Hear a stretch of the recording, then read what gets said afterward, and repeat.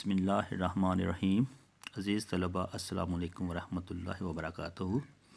आज हम पढ़ेंगे शेरी इस्तिलाहात।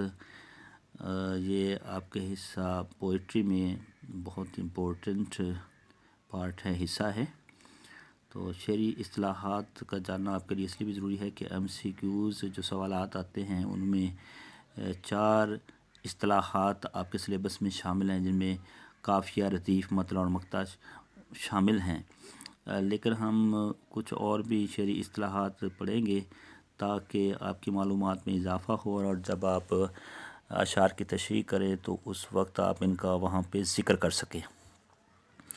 तो चलिए पढ़ते हैं जी। सबसे पहले कि शेरी इस्तिलाहात होती क्या हैं, तारीफ़ इसकी पढ़ते हैं। तो जब कोई लफ्ज़ अपने लुग़वी मानी के बजाय किसी ऐसे मखसूस मानी में इस्तेमाल हो जिसके बारे में माहिरीन इल्म व फ़न मुत्तफ़िक़ हों तो इसे इस्तिलाह कहते हैं। यानी हकीकी मानी के बजाय या लुग़वी मानी के बजाय जो है किसी लफ्ज़ के कोई मखसूस मानी उस वक्त इस्तेमाल हों जब माहिरीन इल्म फ़न जो है ना उसके उन मानी पर मुत्तफ़िक़ हों, तो वो जो लफ्ज़ होगा उसे कहेंगे हम कि ये इस्तिलाह है, टर्म है। तो शायरी में कुछ इस्तिलाहात मुरव्वज हैं जिनको हम शेरी इस्तिलाहात कहते हैं। तो सबसे पहली हम जो है ना ये देखते हैं कि शेर किसे कहते हैं।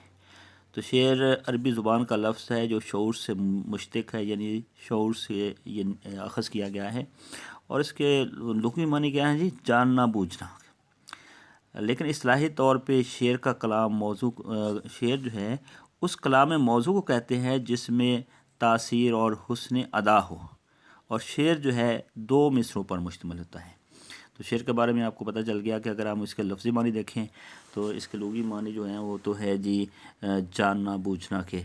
लेकिन इस्तिलाही तौर पे शेर जो है उस कलाम को कहते हैं, और कलाम भी कौन सा, कलाम मौजू जिसमें तासीर हो, और दूसरा यह है कि हुस्न अदा हो, कि खूबसूरती के साथ जो है कोई अहम बात उसमें बयान की गई हो, तो वो शेर कहलाएगा। और इसके 2 मिसरे होते हैं।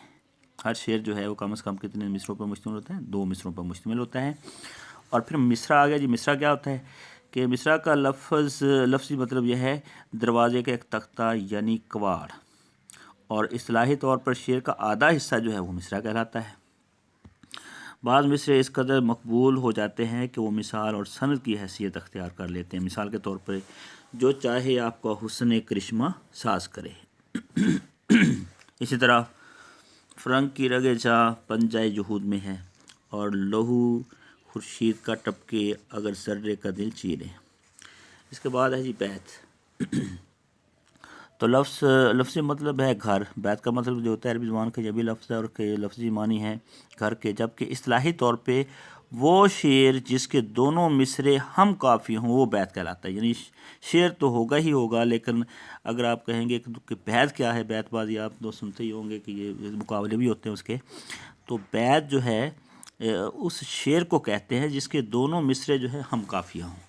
मिसाल के तौर पे हम ये एक शेर देखते हैं जी कि दिल में एक लहर सी उठी है अभी, कोई ताज़ा हवा चली है अभी। तो इस तरह ये एक शेर के साथ साथ बैत भी है। तो चौथा है जी इसके अंदर फ़र्द।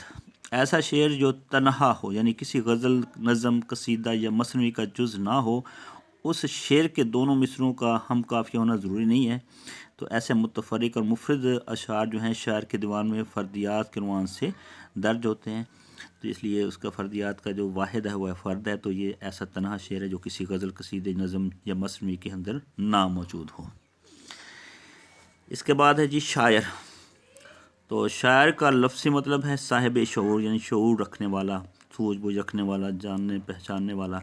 जबकि इस्तिलाही तौर पे वो शख्स शायर कहलाता है जो अपने ख़यालात को शेरी जामा पहनाता है, यानी जो अपने ख़यालात को पुरतासीर और हुस्न अदा के साथ बयान करता है वो शायर कहलाता है। तो इंशाल्लाह बाकी जो है ना ये कल हम कुछ पढ़ेंगे, तो 1-2 दिन में ये हमारा टॉपिक ये भी क्लोज़ हो जाएगा। तब तक के लिए अल्लाह हाफ़िज़।